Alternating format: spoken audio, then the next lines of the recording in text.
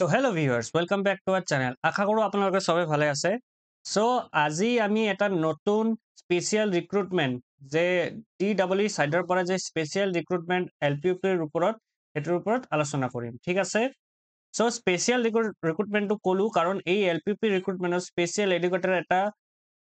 line লৈ বহুত কন্ট্ৰোভাৰ্সি বা ডিসকাশনৰ টপিক লৈ গঢ়ি উঠিছে সো আমি এইটোৰ ওপৰত আলোচনা কৰিম সো বলক আমি ভিডিও লৈ যাও সো আমি সকলোৱে জানো যে DEE সাইডৰ পৰা এটা কি হৈছে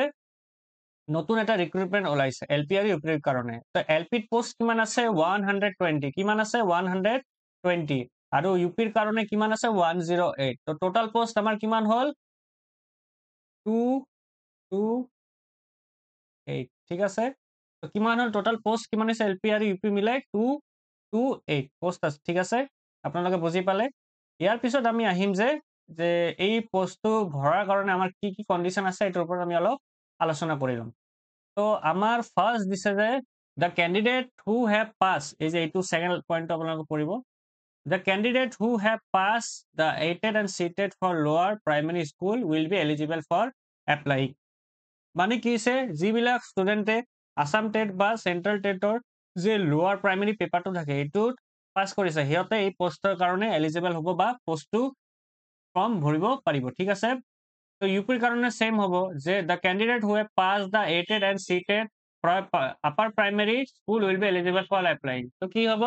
ইয়াতে যিবিলাক ষ্টুডেণ্টে সেকেন্ড পেপাৰটো যেটো আমাৰ আপাৰ প্ৰাইমেৰী কাৰণে থাকে মেইনলি সেইটো কি হৈছে কোৱালিফাই কৰিব পাৰিব সিহঁতে কি কৰিব পাৰিব এই পোষ্টৰ কাৰণে এলিজিবল হ'ব ঠিক আছে আপোনালোকে বুজি পালে তাৰ পিছত আমি এইটো পইণ্ট আমাৰ যে কি হ'ব আমাৰ ফৰ্মটো কেতিয়াৰ পৰা ষ্টাৰ্ট হ'ব তো আমাৰ ফৰ্মটো ষ্টাৰ্ট হ'ব 20 আগষ্টৰ পৰা আৰু শেষ পাব 30 ছেপ্টেম্বৰ তো আপোনালোকে বুজি পালে কেতিয়াৰ পৰা ষ্টাৰ্ট হ'ব আমাৰ ফৰ্মটো 28 আগষ্টৰ পৰা 10টা AM ৰ পৰা ষ্টাৰ্ট হ'ব আৰু শেষ পাব আমাৰ 5টা PM 30 ছেপ্টেম্বৰ ঠিক আছে ডেটটো আপোনালোকে মনত ৰাখিব এতিয়া আমি যাওঁ যে আমাৰ এলিজিবিলিটি ক্ৰাইটেৰিয়া মেইনলি এই পইণ্টটো লৈ মেইনলি কি আছে কন্ট্ৰভাৰ্সিটো হৈ আছে আপোনালোকে দেখিব পাইছে বা বহুত ষ্টুডেণ্টে মোক সুধি আছে স্যাৰ স্পেশাল এডুকেটৰ মানে কি হয় আমি যে নৰ্মাল ষ্টুডেণ্ট বিলাক আছে এইবিলাক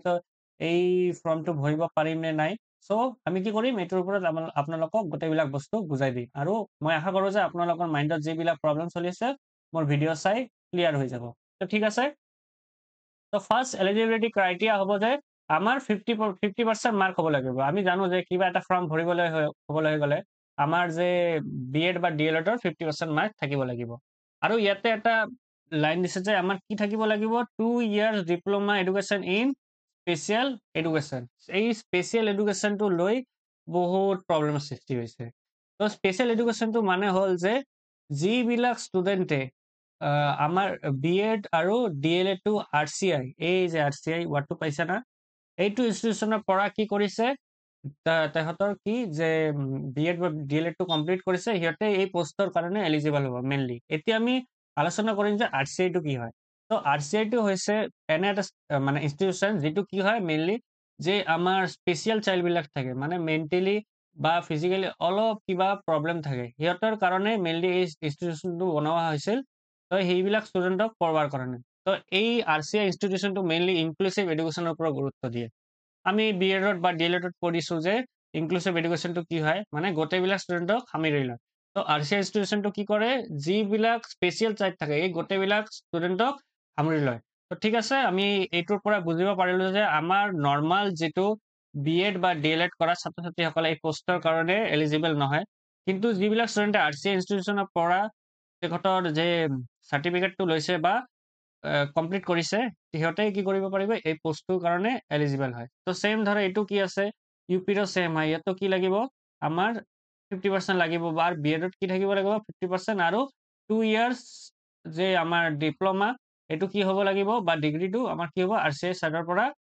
হ'ব লাগিব ইনস্টিটিউশন ঠিক আছে আশা কৰো আপোনালোকে বুজি পালে সো যিবিলাক মাইণ্ডত আপোনালোকৰ মাইণ্ডত চলি আছে যে স্পেশাল এডুকেশন কি হয় আমি নৰ্মাল ষ্টুডেণ্ট বিলাক ভৰিব পাৰিম নে নাই তো আমি গোটেইবিলাক বস্তু আপোনালোকক ক্লিয়াৰ কৰি দিলো